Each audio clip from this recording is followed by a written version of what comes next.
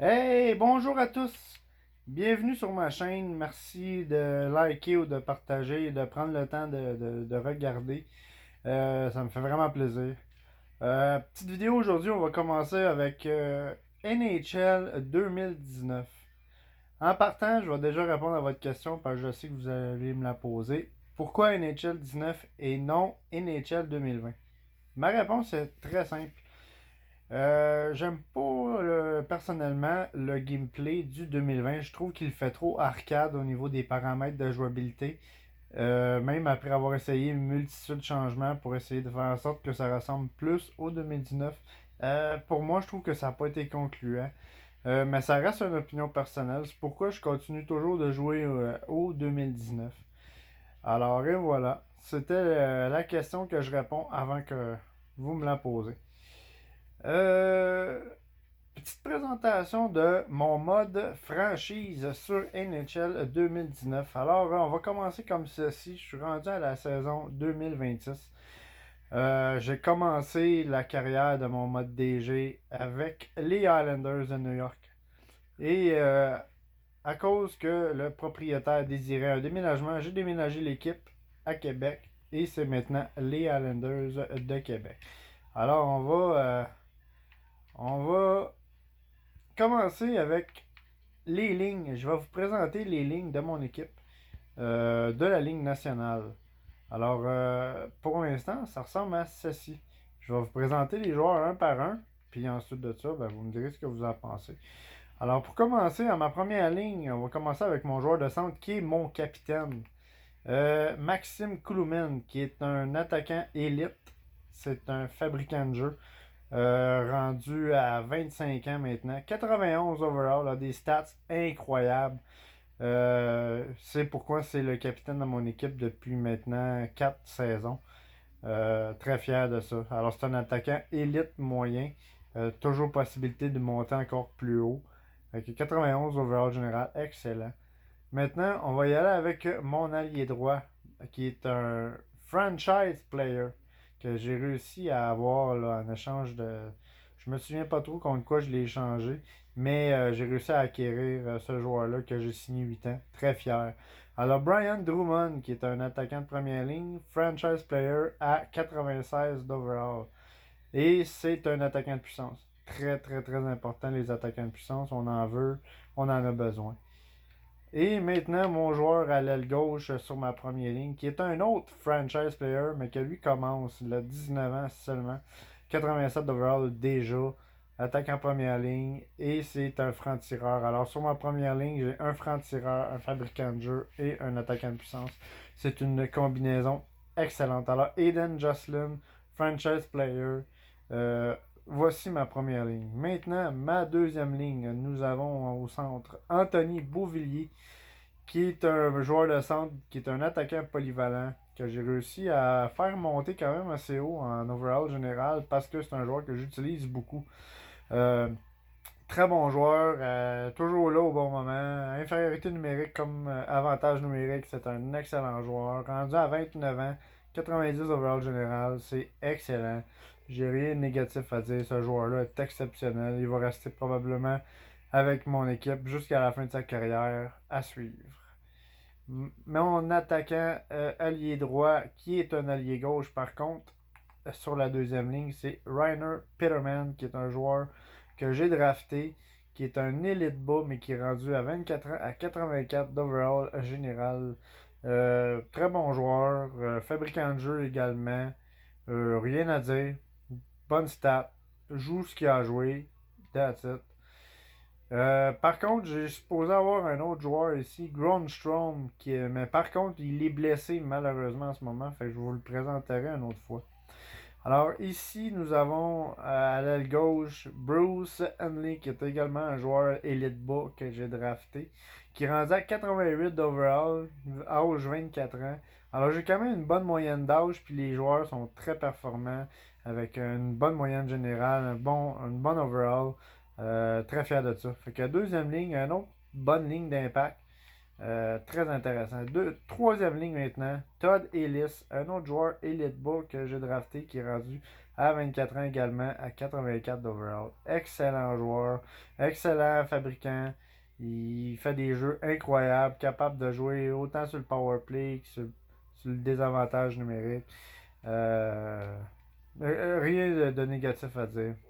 Josh Henderson, allié droit, rendu à 32 ans, 85 d'overall général. Je le garde encore parce que je trouve que c'est un excellent joueur qui a une bonne cadence. Un joueur qui est constant, qui année après année, malgré le fait qu'il vieillisse, perd pas d'overall, continue à très bien performer.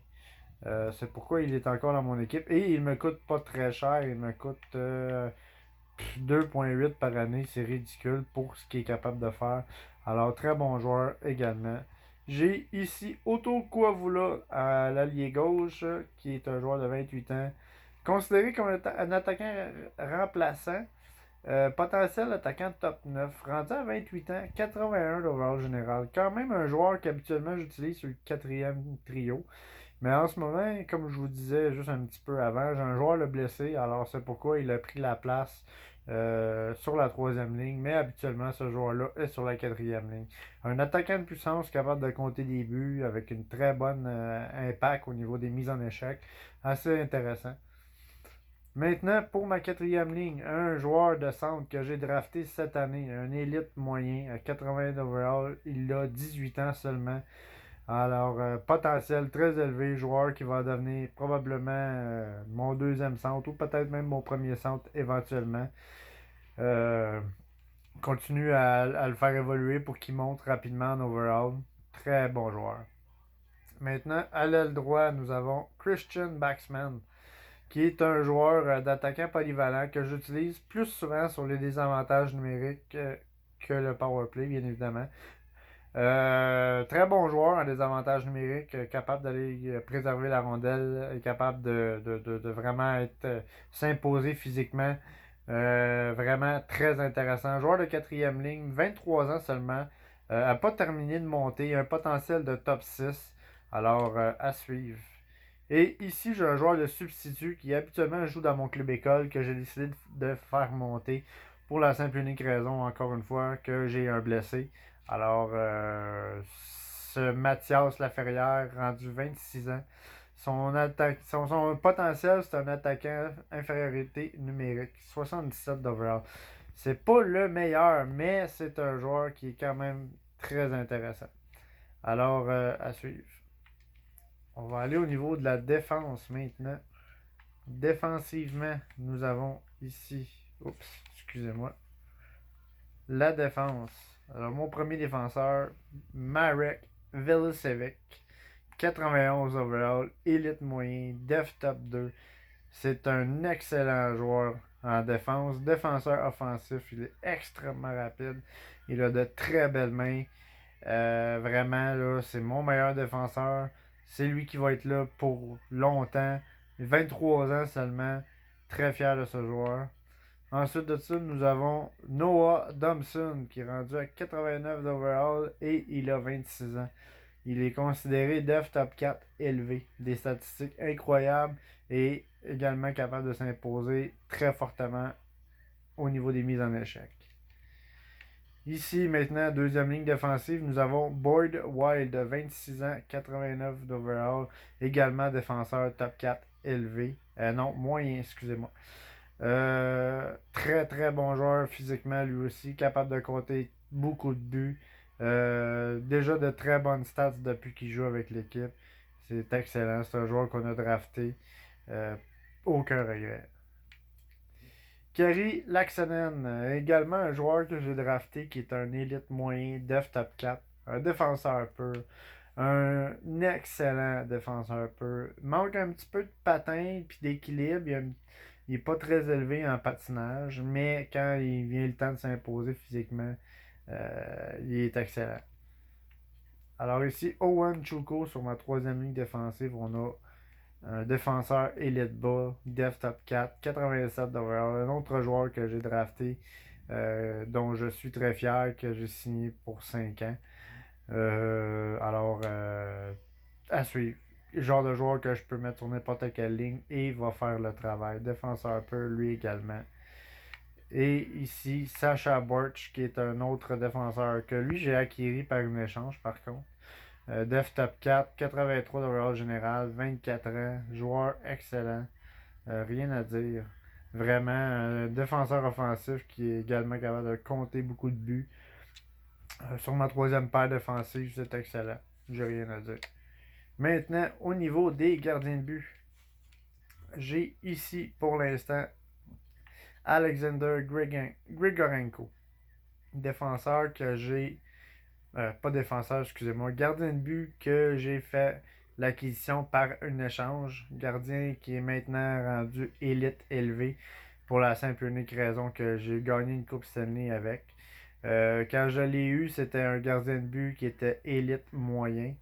Alors, avec les saisons, il a réussi à monter extrêmement haut. Pour cette saison-ci, il est à 86 d'overall général. Mais vu la tendance de ma saison actuelle, probablement que ça va popper plus haut que ça. Alors, à suivre. Et pour mon gardien substitut, Dakota Vagiolai, qui est un gardien de but que j'ai drafté, qui est un gardien partant occasionnel, 78 d'overall, 24 ans. C'est un joueur qui fait le travail, euh, a des bonnes statistiques. C'est un joueur que j'ai pas peur de mettre en avant des grosses équipes. Je sais qu'il va être capable de faire les arrêts au moment opportun. Alors, c'est à suivre. Bon, maintenant, pour ce qui est de mon équipe de la Ligue nationale, c'est mon alignement. Je vais maintenant vous présenter mon alignement pour le club école. Parce que oui, je prends très au sérieux le club école également. Parce que je suis un de ces rares fous qui, quand je joue à NHL en mode franchise, je joue autant mes matchs du club école que mes matchs de la Ligue nationale et je ne fais aucune simulation. Euh, Parce que j'aime le réalisme du jeu et c'est pourquoi simuler, je trouve que c'est un petit peu plate. Alors, je joue tous mes matchs, alors c'est moi qui décide vraiment de A à Z ce que je fais avec mon équipe et je trouve ça merveilleux. Alors, mon club école n'est pas très garni, mais vu les joueurs que j'ai en haut, c'est normal qu'au niveau des derniers drafts, j'ai eu des drafts quand même assez ordinaires. C'est normal, on peut pas avoir tout le temps des premiers et des deuxièmes choix là, à chaque année. On pourrait, mais je trouve que ça enlèverait un gros niveau de réalisme au jeu. Et c'est pourquoi, quand je fais des échanges, ben, si je vois que mon équipe du haut est très, très, très performante, je n'essaierai pas d'aller chercher des joueurs pour ne pas être capable de les payer dans quelques années. Alors, c'est pour ça que mon club école est assez ordinaire.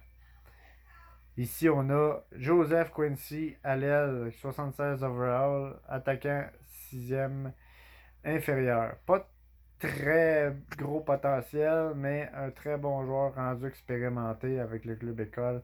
A fait sa place, capable de scorer beaucoup de buts, capable de faire des beaux jeux, faire des belles passes. C'est un attaquant de puissance. C'est assez intéressant. Nous avons ici mon premier centre qui est Andrew Abshed, qui est également une infériorité top 6 moyen à 76 d'overall. Excellent joueur, rien à dire encore. 23 ans, a des bonnes stats, joue très bien. Ici, Caden Ecketts, attaquant top 9 moyen. Lui, il a plus de potentiel. 22 ans seulement, 73 d'overall. En ce moment, le meilleur scoreur de la Ligue américaine. Vraiment, très, très, très bon joueur. Il est capable vraiment de sauver l'équipe quand c'est le temps. Et j'ai eu plusieurs exemples qu'il m'a fait là, dans les 2 dernières saisons.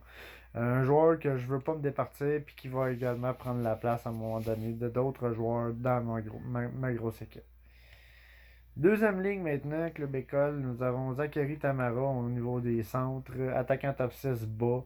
Fait que oui, lui malheureusement au niveau de l'overall, ne montera pas très haut, mais a quand même un potentiel de monter au moins à 73, 74, peut-être même 75. Qui est un joueur qui est très bon pour le club école. Va sûrement rester là plusieurs années, mais va être un bon substitut si jamais un centre se blesse. Morgan Cahill, 73 overall général, aile droit, franc-tireur, très bon joueur à date, 16 buts déjà. Joueur d'avenir encore. Lui aussi est attaquant top 6 bas. mais déjà rendu à 73 overall. Peut-être qu'il va popper plus à suivre. Sylvain Parenteau, un autre joueur que j'ai drafté, 20 ans, attaquant top 6 moyen, très bon potentiel. 71 pour l'instant, mais je ne serais pas surpris que d'ici la fin de la saison, euh, lorsque la saison morte va être terminée, qu'il va probablement monter à 75, peut-être 76. À suivre, on va voir ça à la fin de la saison. Très bon franc-tireur. Troisième ligne, ici à l'aile, on a Tate Palapouze, qui est un attaquant de puissance à 21 ans, 73 overall général, attaquant top 6 bas, mais quand même un très bon joueur. Vraiment, je l'utilise beaucoup en désavantage numérique et en avantage numérique. Et ce joueur-là est excellent. Roy Olzik, un centre de 20 ans qui est un élite bas, qui a maintenant 66 d'overall. Je le fais popper parce que c'est un attaquant polyvalent, il a un bon potentiel, puis je sais qu'il va faire quelque chose de bon. Maintenant, Alex Bocage, qui est un joueur en ce moment que j'utilise comme remplacement, étant donné que j'ai également des blessés dans mon club école. C'est quand même un top 6 élevé à AHL. C'est sûr qu'il ne montera jamais dans la Ligue nationale, malheureusement. Mais très bon remplaçant, capable de compter des buts. Très bon joueur physiquement également à suivre. Aaron Darby pour mon premier joueur à l'aile droit, quatrième trio. 63 d'overall. Attaquant top 9 moyen. La raison pour laquelle je le fais jouer, c'est justement à cause de son potentiel. Je veux le faire monter le plus rapidement possible pour éventuellement faire de la place dans mon club de la LNH à un moment donné, pour faire place à ces jeunes joueurs-là. Puisque, bien évidemment, j'ai des joueurs qui vont me coûter extrêmement cher. Ici, Jim Ramsey, joueur de centre remplaçant. En ce moment, le capitaine du club école est blessé et c'est un centre. Et c'est lui qui vient sur le quatrième trio pour remplacer ce centre-là qui habituellement est sur la première ligne. Smokowicz, attaquant infériorité 6 moyen. 69 d'overall, 21 ans. Un joueur que j'utilise comme agitateur parce qu'on en a tous besoin d'au moins un dans l'équipe. N'a pas vraiment une grosse impact, mais quand il est là, il est capable de faire de très beaux jeux de passe et capable de s'impliquer physiquement puisque c'est son travail. C'est pourquoi je le fais jouer. Maintenant, au niveau de défense, on a Dallas Ferrero.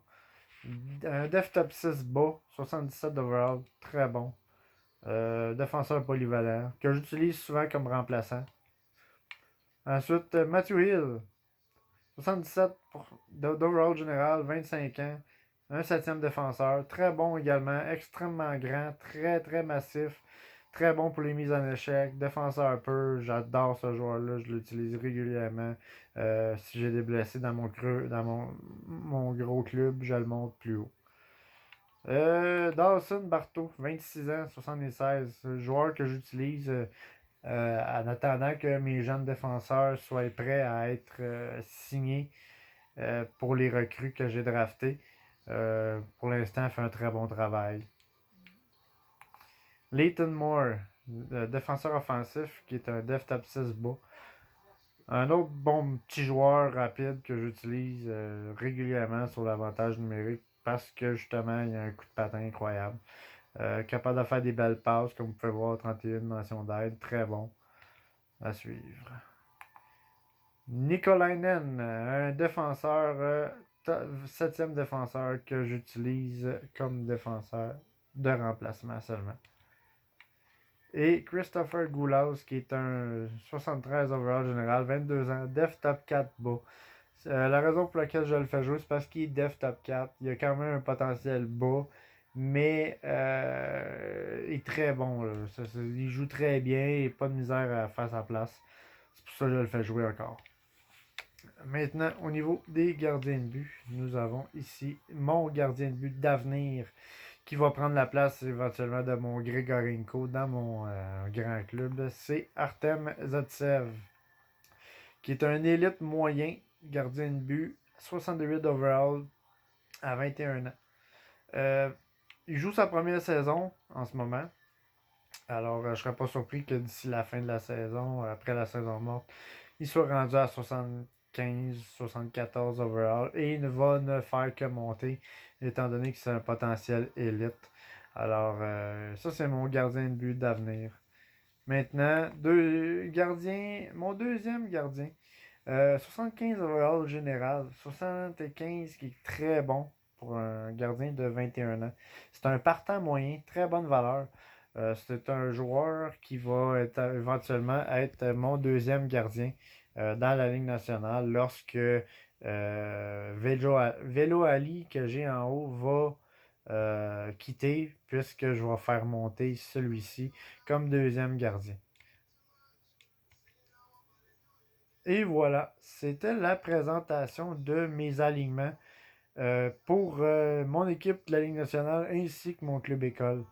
Alors, merci beaucoup d'avoir pris le temps de regarder la vidéo. Vous pouvez faire des likes, vous pouvez commenter, vous pouvez également partager si vous voulez, juste pour m'encourager à continuer. Je m'excuse également pour la qualité de l'image. Écoutez, je suis pas encore équipé pour faire des belles vidéos avec une belle résolution. Alors, je fais ça avec mon téléphone en ce moment. Mais éventuellement, peut-être qu'un jour, si ça continue de bien aller, peut-être qu'un jour, je vais me griller de meilleurs matériels pour faire des vidéos. Mais pour l'instant, on y va avec ça. Fait que je vous remercie. Passez une bonne journée et à la prochaine.